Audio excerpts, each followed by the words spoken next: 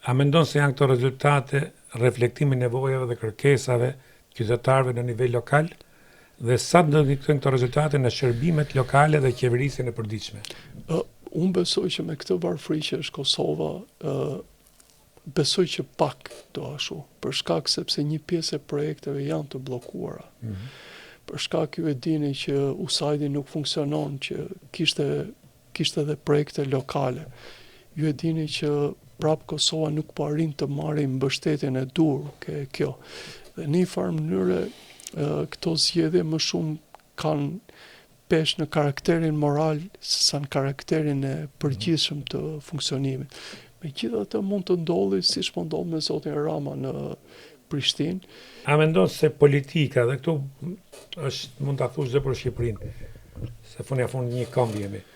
Por a mendon se politika dëgjon më shumë hallet e njerëzve dhe punon më shumë për hallet e njerëzve, apo kemi një politikë të centralizuar për të ruajtur pushtetin? Po, unë besoj që politika ka kohë që ka humbur lidhjen me terrenin. Dhe më vjen keq ta them, shikoj në Tiranë që zoti Rama ka një diferencë shumë të madhe të gjërave në atë vend që artikulon, dhe gjërat në atë vend që artikulon janë të jashtëzakonshme për Shqipërinë, por terreni është shumë. Dhe e njëjta gjë është në Kosovë. Zoti Kurti ka kohë që ka humbur lidhjen me terrenin.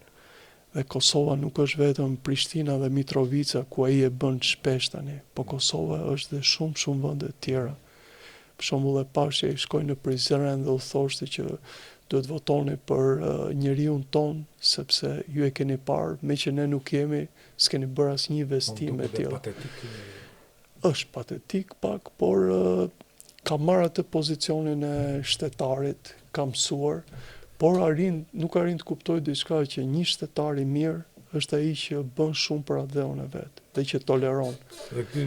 Ai nuk toleron. Po e çon gremin duket. Nuk toleron. Zotin e ruaj.